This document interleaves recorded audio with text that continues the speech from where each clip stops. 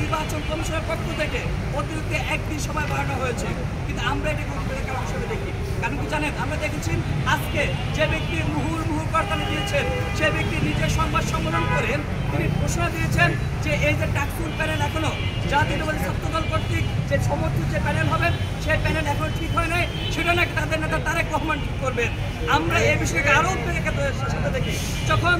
ছাত্রদলের নেতা বলেছেন তারেক রহমান ঠিক করবেন, যখন আমরা দেখি যে কোনো প্রকার ক্রিয়াশীল ছাত্র সংগঠনগুলোর সাথে কোনো প্রকার আলাপ আলোচনা ব্যতীত যখন একদিন সভা হুট করে বাড়ি দেওয়া হয়,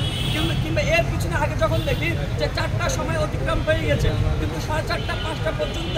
ছাত্র দলের কিছু ব্যক্তিদেরকে মনোনয়ন শিক্ষকরা দিচ্ছেন, যখন এক্সট্রা সুবিধা দিচ্ছেন, তখন আমাদের সংখ্যার জায়গাটা আরো ঘনীভূত হয়। বন্ধুগণ, আমরা এই জায়গায় একটু উদ্বেগ জানাই যে আসলে কি হতে যাচ্ছে, আসলে লেভেল প্লেইং ফিল্ড নাই দেয় বলে যারা চিল্লাচ্ছেন তারা আসলে তারা নতুন কোনো পরিস্থিতি তৈরি করতেছে কিনা, নতুন কোনো চক আঁকতেছেন কিনা, আমাদের প্রশাসন তাদের ভয়ে নতজানো হচ্ছেন কিনা, জুজুর ভয় তৈরি হচ্ছে কিনা, এটা আমাদের আশঙ্কার জায়গা, এটা আমাদের শঙ্কার জায়গা। আমরা বলতে চাই দীর্ঘ গণপুত্থান পরবর্তীতে আমাদের যে ফার্স্ট প্রায়োরিটির জায়গা ক্যাম্পাস আমূল পরিবর্তন লক্ষ্যে, এখানকার রাজনীতি শুরু